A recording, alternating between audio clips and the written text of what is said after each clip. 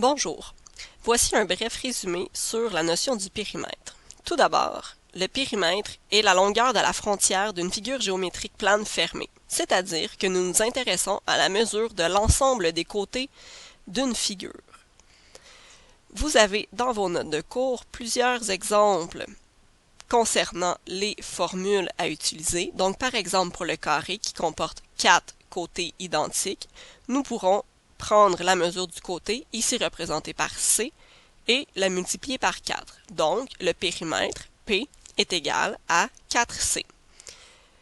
De la même façon, pour le rectangle, nous avons deux côtés qui sont différents, donc une base et une hauteur. Chacun de ces côtés se retrouve deux fois dans notre rectangle. Nous avons donc deux bases et deux hauteurs. Nous pouvons écrire que la formule pour le périmètre d'un rectangle sera P, qui est égal à 2 fois chacune des mesures, donc B plus H. Nous pouvons continuer avec d'autres figures géométriques, donc par exemple le parallélogramme qui aura deux côtés différents que nous pouvons représenter par A et B. Donc nous prenons chaque côté deux fois, donc 2 fois A plus B. Un triangle est une figure qui a trois côtés qui peuvent être identiques ou différents. Dans le cas d'un triangle où les côtés sont tous différents, nous ferons la somme de ces trois côtés, donc A plus B plus C. Le trapèze a lui aussi quatre côtés différents, donc nous faisons la somme de ces quatre côtés. Le losange a comme caractéristique d'avoir quatre côtés identiques. Nous pouvons donc utiliser la même formule que pour le périmètre d'un carré, ce qui est P est égal 4 fois C. Nous allons donc nous rendre à la page suivante, donc pour trouver le périmètre de plusieurs figures, et nous ferons quelques exemples que je vous invite à noter dans vos notes de cours. Donc par exemple, vous devez trouver le périmètre du losange. Donc le losange, comme on le sait, a quatre côtés isométriques. Donc pour trouver le périmètre, nous devons faire 4 fois la mesure du côté, c'est-à-dire 4C. Le côté mesure 5 décimètres, donc nous aurons à faire 4 fois 5 décimètres, ce qui me permet de trouver le périmètre du losange qui sera de 20 décimètres. Donc voici le premier exemple pour le losange. Pour ce qui est du trapèze, donc nous avons 4 côtés différents. Nous pourrons utiliser 4 lettres différentes pour identifier ces côtés. Donc A plus B plus C plus D. Par la suite, dans une deuxième étape, nous pouvons remplacer chacune de ces lettres par la valeur de chacun des côtés. Donc dans ce cas-ci, 2 plus 3,7 plus 4,2 plus 2,8. Nous avons simplement des additions à effectuer, ce qui nous permet de trouver que le trapèze a un périmètre de 12,7 mètres.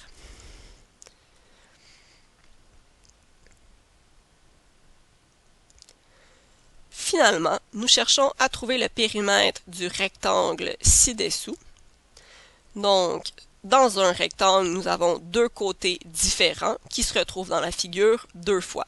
Donc, 2 fois, deux valeurs qui seront différentes, A plus B. Veuillez constater que l'important ici, c'est d'utiliser deux lettres différentes. Vous auriez pu utiliser B et H pour base et hauteur, mais A et B sont tout aussi valables. Donc, je vais remplacer mes lettres par les valeurs qui sont ici. Donc, ici, j'ai 2 fois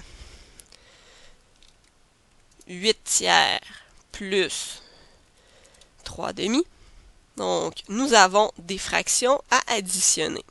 Pour additionner des fractions, nous devons trouver un dénominateur commun. Donc, nous cherchons le dénominateur commun de 3 et de 2, qui dans ce cas-ci sera 6. Donc, je sais que ma fraction sera sur 6. Maintenant, 8 tiers en sixième, je dois faire fois 2 au numérateur et au dénominateur, ce qui me permet de trouver 16 sixièmes. Pour ce qui est de 3 demi, donc toujours, je veux trouver des sixièmes. J'ai fait fois 3, donc 3 fois 3, 9.